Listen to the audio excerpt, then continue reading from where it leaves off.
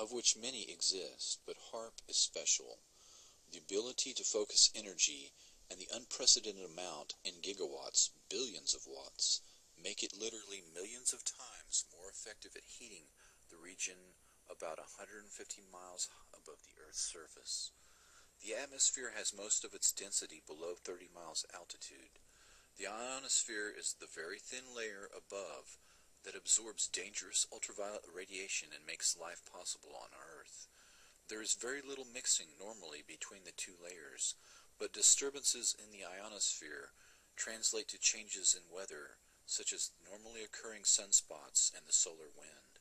The main idea behind HAARP is the ability to direct electrons along the naturally occurring magnetic field lines of the Earth and accelerate them to near the speed of light, to form a protective shell of highly excited particles that not only block communications worldwide, but destroy missiles in their trajectory as they descend from space. The effects can be localized by punching a hole through the ionosphere to superheat an area 30 kilometers in diameter into a plasma shield. Any missile or aircraft would be destroyed that tried to fly through the plasma, which is the fourth state of matter. A hole in the ionosphere above an enemy country could kill by allowing the solar radiation to strike the surface of the Earth unhindered. Weather modification can also be used as an instrument of warfare by manipulating the electrojet and the jet streams which dictate climate. The publicly stated aim is C3, or Communications, Command and Control. The margin of victory in war is to block or intercept enemy communications and to secure your own.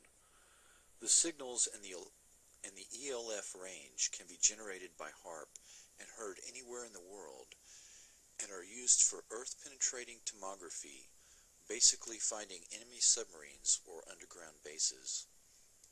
Volcanoes and earthquakes cause electromagnetic disturbances, and it is theorized that EM disturbances might themselves trigger earthquakes and volcanoes. Alright, now there's more to this video. I want you to go and would like you to watch the rest of it just to stay informed.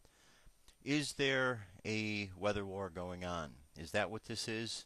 Are we being attacked by weather weapons? Is the United States attacking us with weather weapons or attacking other countries with weather weapons? We know from the patents that are out there that these type of weapons do exist, and we know that they have been used and are being used for these particular applications. Question is that what is going on? Well, it certainly seems to be, from the sounds that are being heard in the air to the effects that are taking place with the weather, the ground, the shaking, the rattlings, the signs that people are seeing in the sky with the clouds. All it's pointing to the possibility.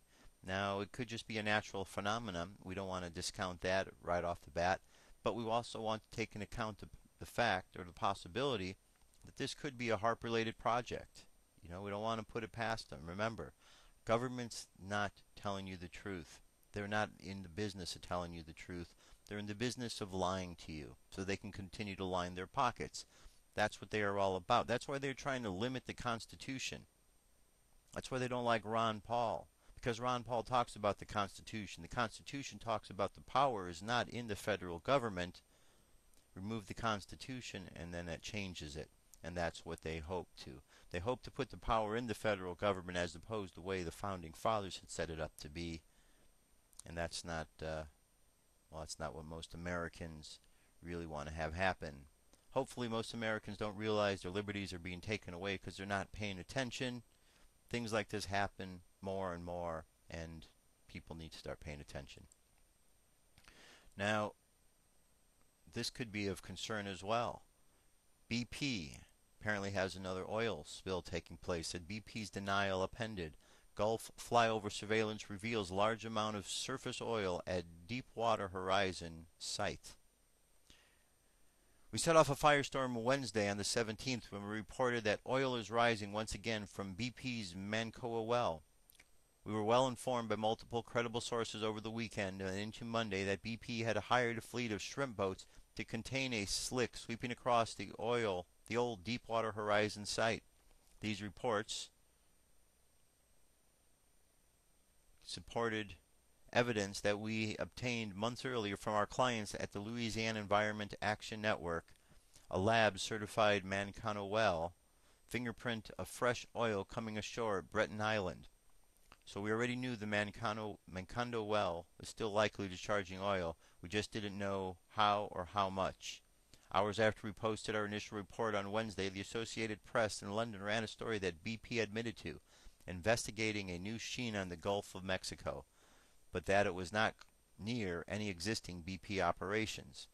Only hours after the AP story hit, the Times-Picayune out of New Orleans ran an article stating BP's outright denial from Mark Schiffenstein's article posted at 1:47 p.m. on the 18th. It says no oil is leaking from the capped Mancano well that blew out last year, destroying the Deepwater Horizon floating platform and killing 11 workers, a BP spokesman said Thursday. BP also has not hired any vessels to clean up the area, the Gulf of Mexico. A report in a blog written by trial lawyer Stuart Smith over New Orleans on Wednesday claimed that the well was leaking and BP has hired 40 boats to clean up the mess. A flurry of allegations and denials ensued. None of this is true, BP said in a statement. We inspected our operations and our assets and didn't find anything, said the BP spokesman Darren Badeau. We knew better than to expect any sort of candid response from BP or the Coast Guard, who after all denied oil was leaking for a full week after the DH rig sank last year. So we were very pleased when Bonnie Shoemaker from the California-based nonprofit On Wings of Care granted to do a flyover. She took a 4-hour flight out to the Deepwater Horizon site yesterday with Gulf Restoration Network photographers Jonathan Hendricks and Tarek Zebwaya. They spotted oil, lots of it. So now we have damning photos of oil in the water at the exact location of the Deepwater Horizon. Clearly, BP has some explaining to do. So let's see if we can get a better look at this picture here. Can you believe that? I mean, can you really believe that BP lied? Oh my, really? That is just, I am shocked. I mean, they are such an honest company, full of such integrity. I cannot believe they lied. Wow. What is going on with this country? Now, 14 conspiracy theories that the media now admits are conspiracy facts. Now, I know over the years there have been many conspiracy theories that have been posed, and every time they are posed, there are always the skeptics and doubters out there who immediately want to beat down those ideas as if the possibility of them exists is preposterous. Well, these used to be conspiracy theories, but now the mainstream media seems to be admitting that they're not just conspiracy theories, but actual facts. Here's 14 of them. 1. Fukushima is uninhabitable. 2. The U.S. military attack on Libya. 3. Widespread use of RFID chips in humans. Gold will breach $2,000 an ounce. Obama wants to impose backdoor amnesty. U.S. government provides weapons for Mexican drug cartels. Fluoride is harmful. The Federal Reserve favors the big banks. Cell phones are linked to cancer. The credit rating agencies are corrupt. Prescription drugs kill lots of Americans. Bisphenol is linked to infertility. Super Congress is in the pocket of Wall Street interests, and the targeting of Christian groups. So I don't know about you, but when the federal government starts targeting people based on their religious belief, that makes me very nervous. The world is officially going crazy, so don't blame conspiracy theorists for wanting to dig around and get the facts. The mainstream media sure doesn't give us much of the truth, and as the world continues to fall apart and the propaganda from the mainstream media gets even more blatant, the hunger for truth is only going to grow. Who knows, perhaps before it's all over, you too will be a conspiracy theorist. Alright, so there you go. We got one last bit of information for today, and this is going to be They Live, We Sleep Deeply Part 3. This will wrap it all up for that one, and I'll be back momentarily. Enjoy.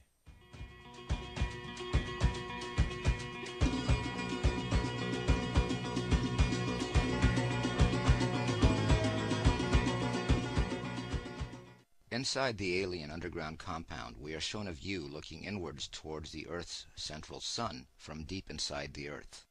Now that's a reference to Hollow Earth, and there was actually one even earlier in the movie. Those unfamiliar with Hollow Earth should really read up on the topic. It is quite fascinating. Those skeptics out there who say, the Earth can't be hollow, that couldn't be. To you, all I have to say is, if you're coming to the realization that all the history you were taught in your life was lies, what makes you think that most of the science you were taught wasn't lies as well? How you doing, boys? I didn't know you'd been recruited. Welcome aboard. Wait a minute. That guy looks familiar. Where have we seen him before? Can somebody please explain to me what the hell that's all about?